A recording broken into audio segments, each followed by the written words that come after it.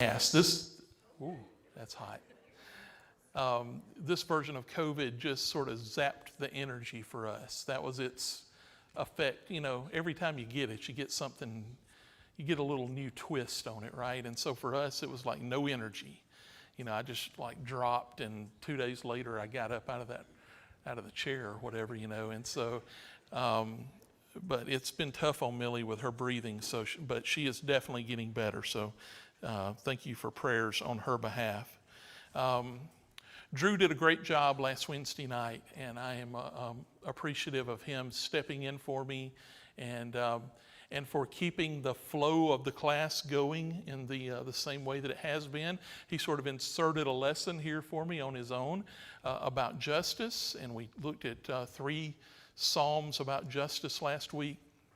And I love that I can lean on Drew to sub for me, but I'm always worried when I let Drew teach for me in the middle of my teaching, because it's sort of like you come here every Wednesday night for a quarter and you have a good hamburger steak, and it's not burnt, but you know, it's prepared, but it's a hamburger steak, right? And you can dip it in some ketchup and mask it up and put some onions and mushroom gravy on it, and it's okay.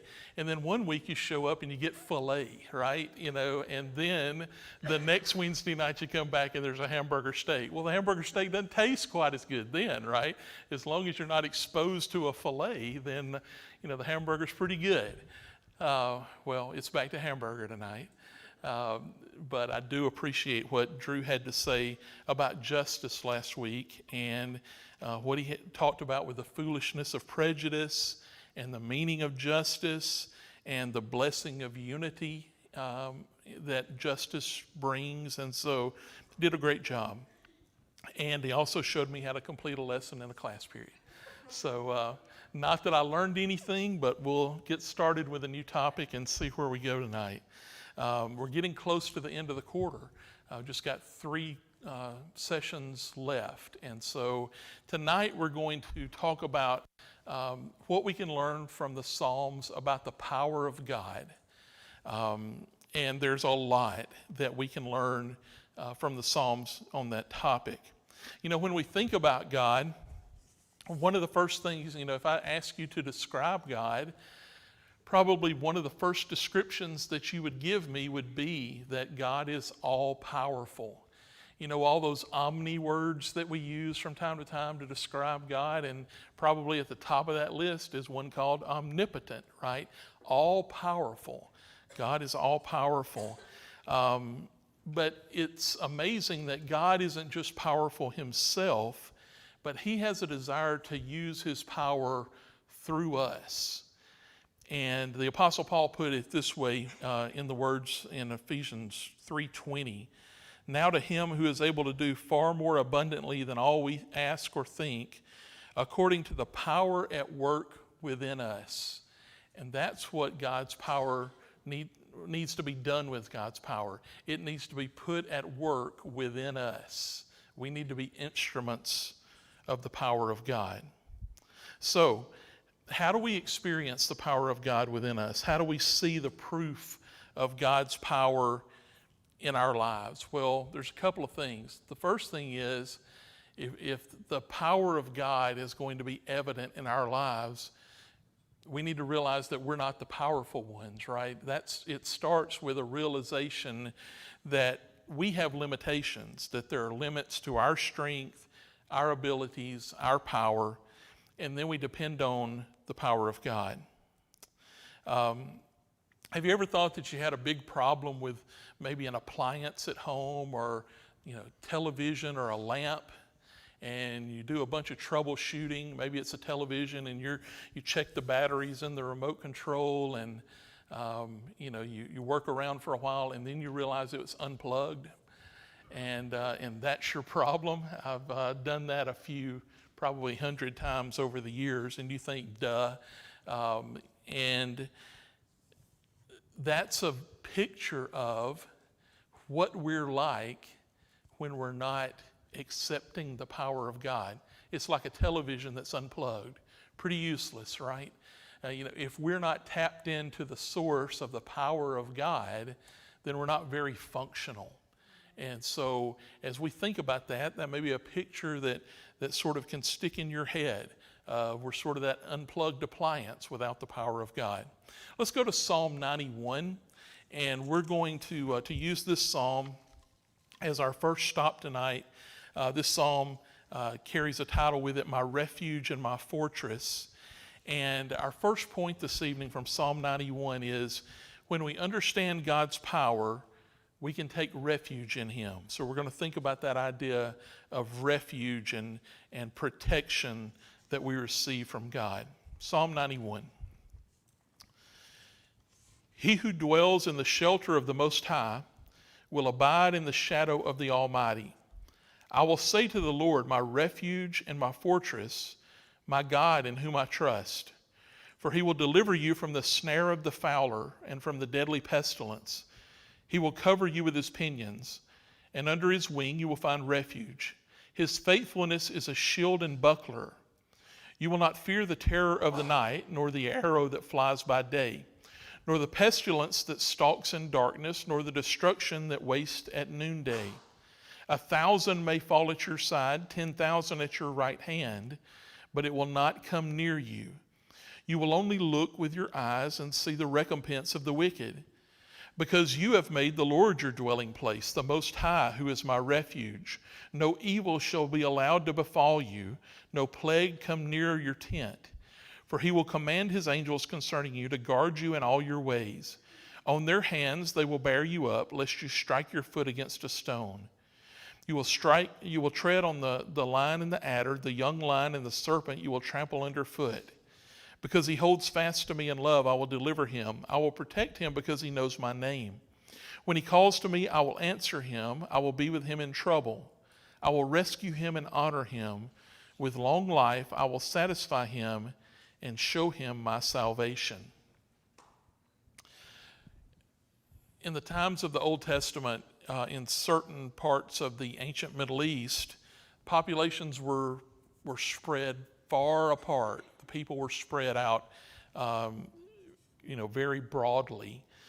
Societies were not well organized, and the judicial systems were few and far between all of these people. And at one point in time, there was no provision for people who accidentally killed someone. And you know where I'm going here. What did God appoint, and what did He put in place to try to address that? What were they called? Cities of refuge, exactly.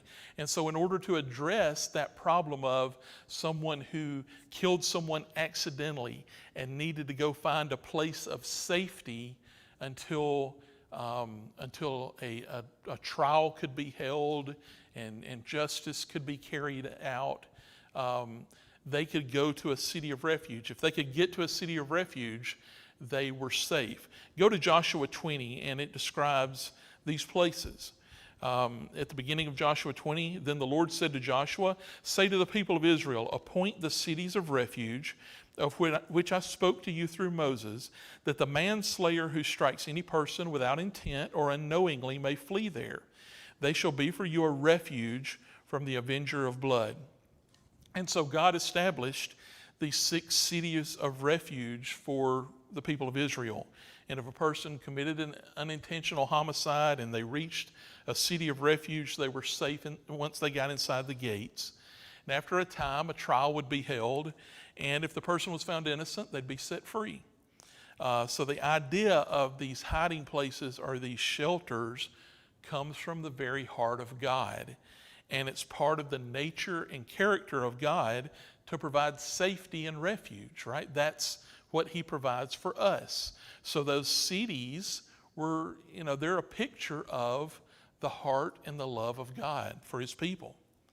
So the psalmist tells us that the person who trusts in God and walks in God will have refuge and the best of what really matters. Will be provided for in ways that are seen and sometimes in ways that are unseen as you read through this passage. Sometimes we'll be delivered from evil. Sometimes we'll be protected in the midst of evil. And God can provide for us in both of those ways. As long as we cling to God, he'll keep the promises that he's made. So, what are these promises? If you want to look back through this as we talk about this, what's in hold for the abundant life of a follower of God? Well, if we lead a life in the fellowship of God, then we receive his protection, his promises, his presence, his provisions, all of those things that he provides for us. If we make God our dwelling place, he's our refuge and our fortress. And you see a lot of these words in Psalm 91. He'll deliver us from the snare of the trapper and the deadly pestilence, as it's put in this psalm. He gives us refuge from under his wings. We don't have to be afraid of the terror of the night, of pestilence and of destruction. If we make God our refuge, then no evil will befall us, no plague will come near our house. That's what this psalm says. If we love God, he will deliver us. We can call upon the Lord and be answered. So if we put all of those ifs in place, if we make God our dwelling place, if we love God, these promises are present for us.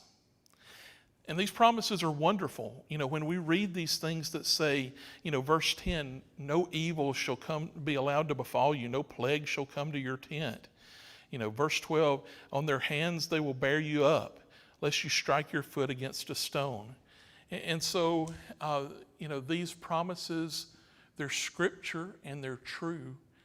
And so, the question about Psalm 91 is, how do we balance this with the difficulties that come along in life, right? Because when we read these verses, it says that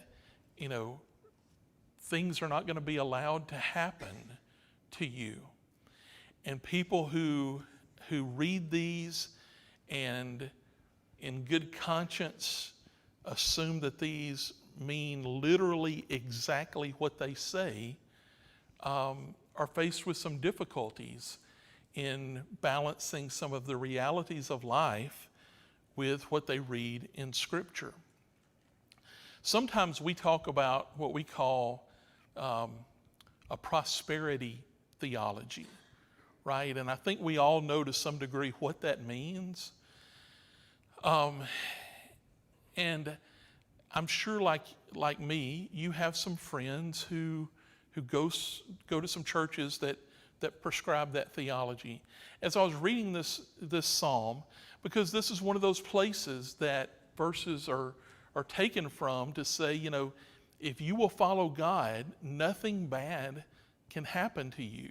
And I began to think about one of my friends that really ascribes to this theology.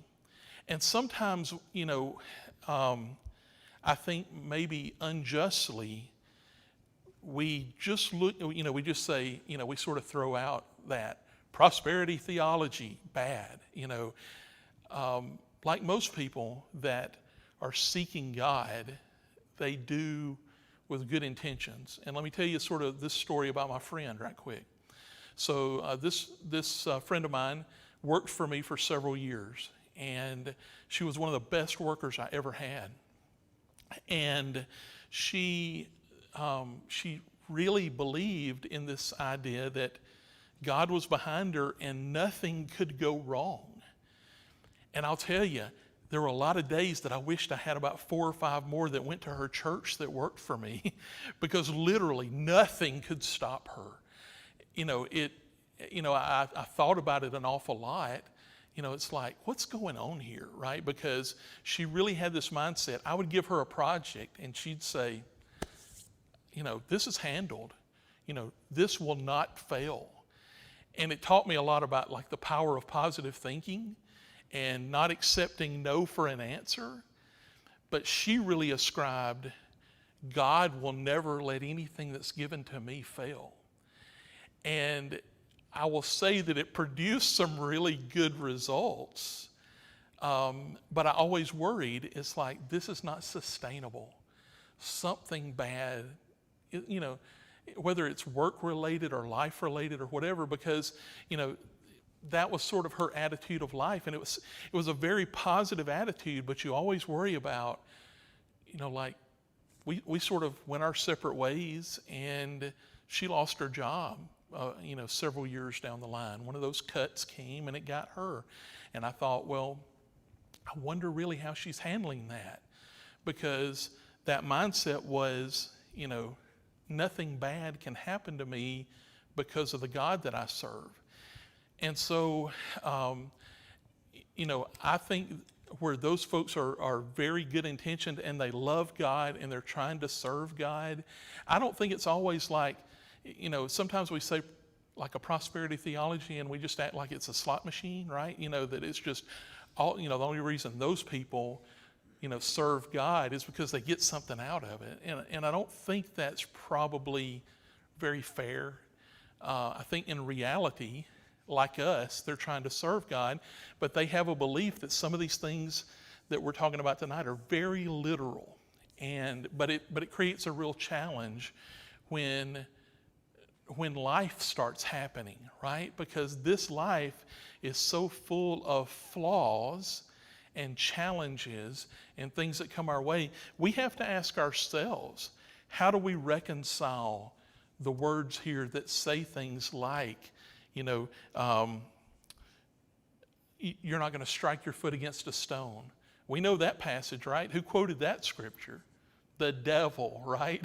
The devil quoted that scripture to Jesus when he was tempting him, right? Throw yourself down, for it is written, and this is where he was going, right? And so, even the devil was playing this game of, hey, that scripture's not for real, and so, So we need to, before we leave this passage, realize, number one, God is powerful, and number two, his promises are true, but we need to make sure that we understand, what does this mean? And so let's talk about that for a minute. So this psalm doesn't say that a servant of God's never going to get sick, or they're never going to face trouble, or they're never going to die.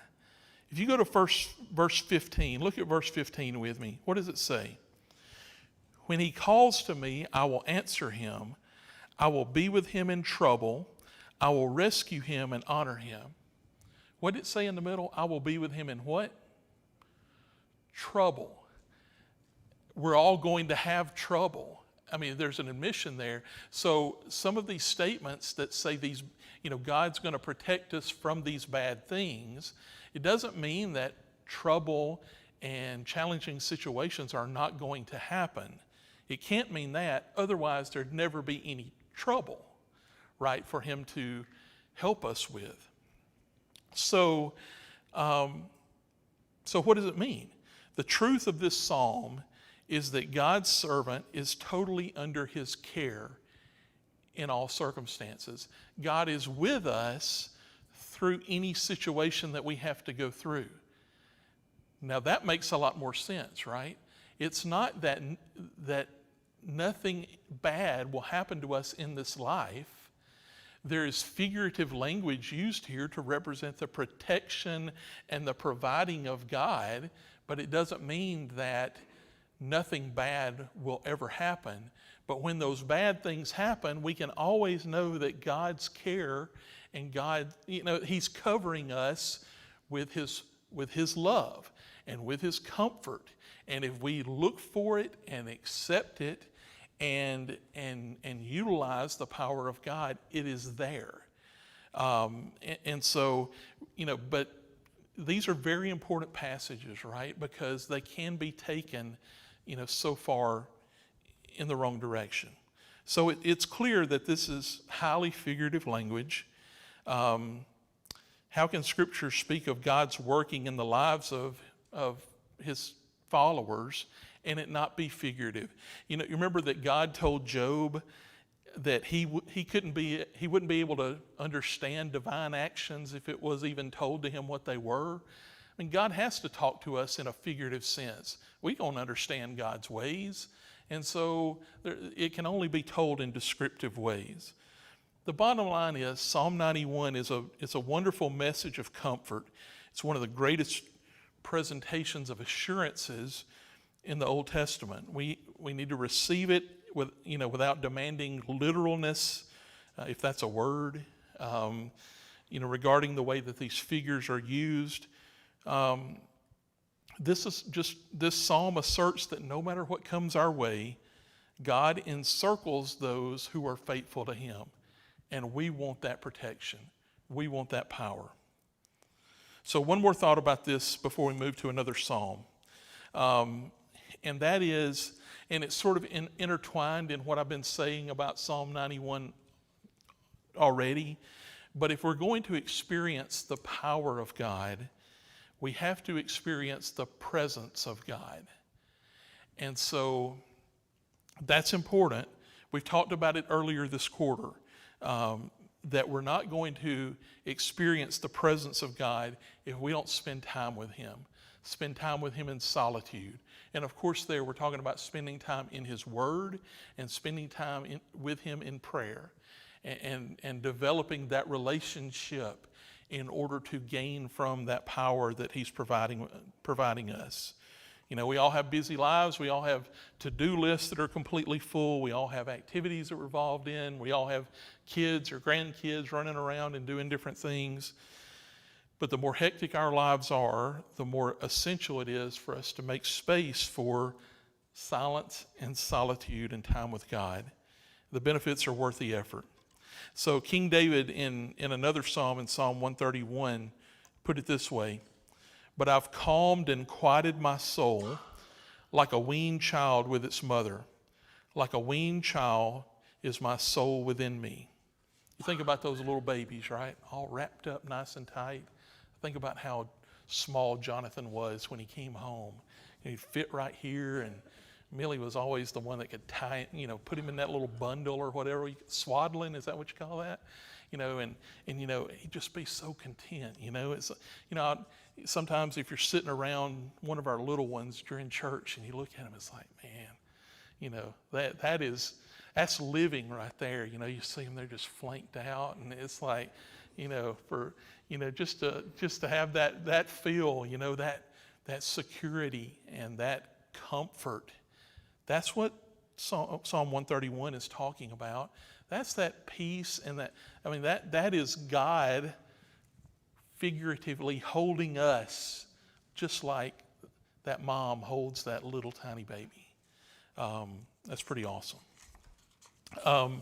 So that's our relationship with God when we spend that quiet time with him.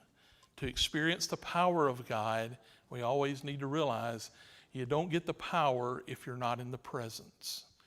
And that's our part in that. We've got to come to the presence of God.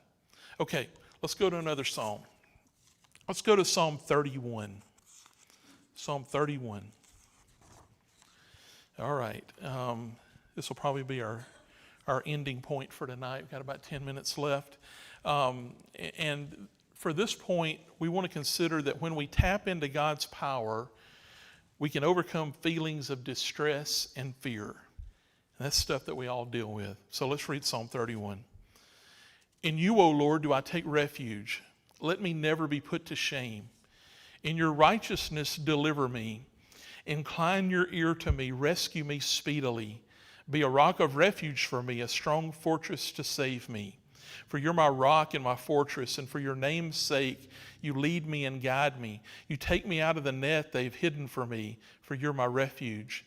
Into your hand I commit my spirit. You've redeemed me, O Lord, faithful God. I hate those who pay regard to worthless idols, but I trust in the Lord. I will rejoice and be glad in your steadfast love, because you've seen my affliction.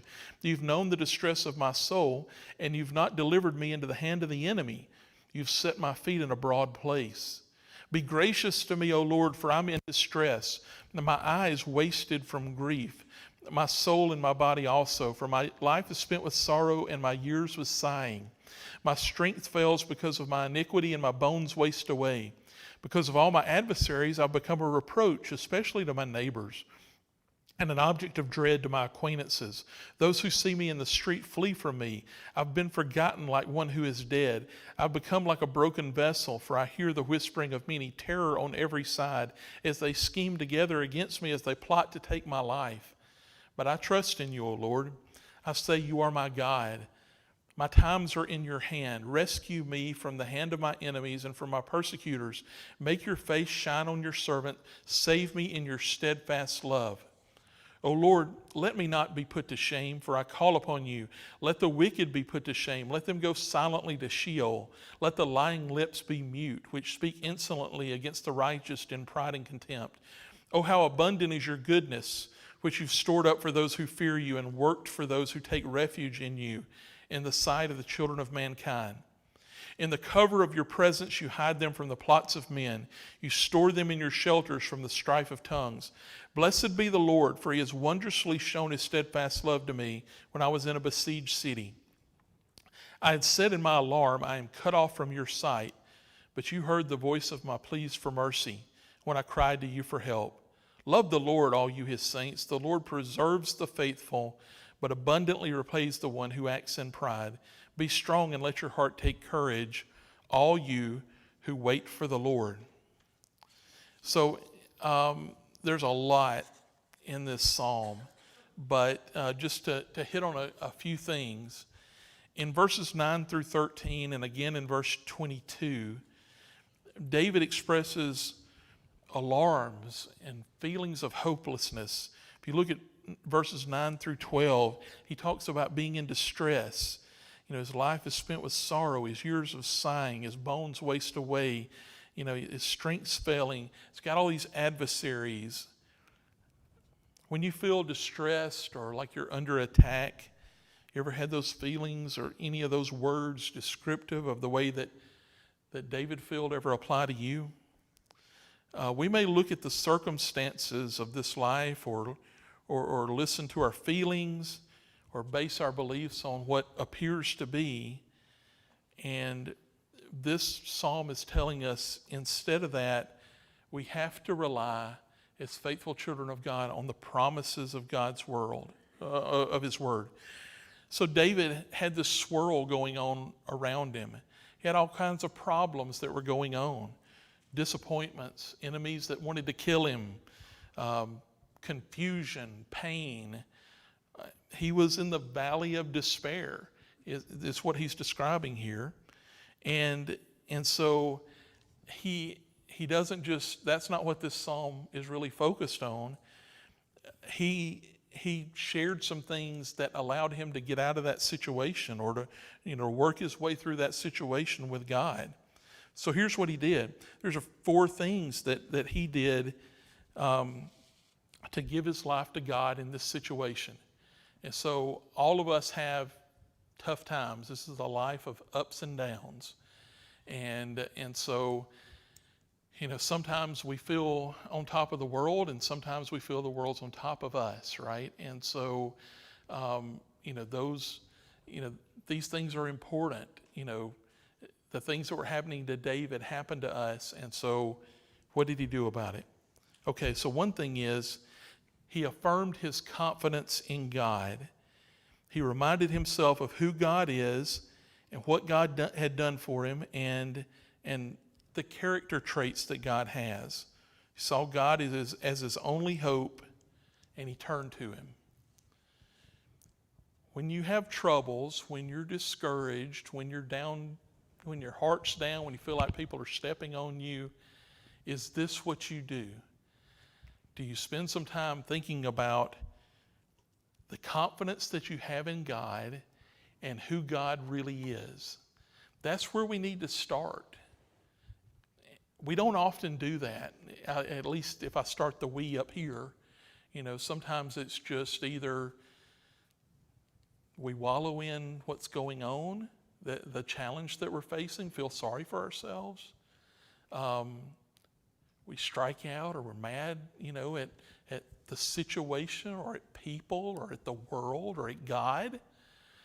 And really where we need to go is to realize that no matter how bad those situations are, that we have the power of God with us, who God is, how powerful he is, what he promises us, and allow those things to, it doesn't make the problems go away, but to realize that we are protected by God through the situations of this life. Verse 15, he submitted himself to the control of God. What are the words of verse 15? My times are in your hand. Rescue me from the hands of my enemy and from my persecutors. David was ready to allow God to do whatever he desired with him. You know, sometimes this is maybe a little bit of a cliche statement, but we say, I'm going to take this situation and I'm going to give it over to God. I'm going to hand it over to God. And I was thinking about that as I was preparing for this lesson and thinking about sometimes what I do. And you know, it's football season, right? And sometimes you do a handoff, and sometimes you say, all right, here, God, I'm going to hand this over to you, and then you do the fake, right? You fake that handoff, and God goes by, and you still act very similar to the way you did before you said, I'm going to turn this over to God. That's at least Tim's problem, right? If it's something I'm worried about, something I'm upset about in some way or whatever, I say I'm going to turn this over to God, and then I keep acting a lot of the same way that I was before that. No, that doesn't work, right? If you're going to turn it over, you got to turn it over, right? You got to hand that ball off, let God have it. And so, that's what we're talking about here. When he says, I like those words, my times are in your hand. I'm going to give my challenges and the problems that I have and the things that I'm struggling with, I'm going to give them over to you. I'm going to put them in your hand. So David was really ready to submit his circumstances to God and be willing to deal with, how God was going to take these things on. So David surrendered himself to the loving kindness of God as well. Verse 16, make your face shine on your servant. Save me in your steadfast love. Above everything else, he wanted the favor of God. He wanted to live in God's grace. And that's a promise that we all have. He prayed that God would remove his enemies in this same set of passages here. He had been God's servant, and under his protection, he asked God to take care of those who wanted to destroy him. And then David realized that he couldn't change his condition on his own, and he committed himself to God. He trusted God for the outcome of his life, and he knew that all would be well if God was in charge. And that's the kind of way we need to live our lives. We need to live our lives knowing that if we trust God for the outcome, it's all going to be well if God's in charge.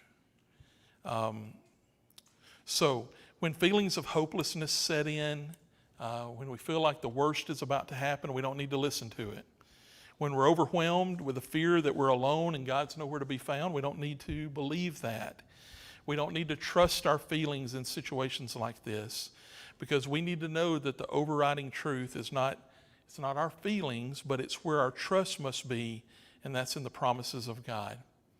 We're out of time, and I really wanted to talk a lot more about the idea of our feelings, right? Because our feelings are important, and so sometimes, our feelings, they're like who we are, right? They're sometimes these are the challenges that we face in life. Sometimes they're overwhelming, and so how do we balance? I could stand up here and say, just give it all over to God. Go in peace, right? And that's not, that doesn't make it happen, right? It's difficult. And I think we'll probably come back and sort of talk about this a little bit more next week. So that gives you a week to have something really great to say in relation to this idea of how do we put our trust in God? How do we deal with our feelings? Sometimes our feelings are not quite right? You ever got something sort of worked up in your head and it wasn't quite right? I do that all the time, right? So, so how do we deal with our feelings and realize and work through that to have that trust in God? And how does that, in turn, sort of affect the way that we feel from that point forward?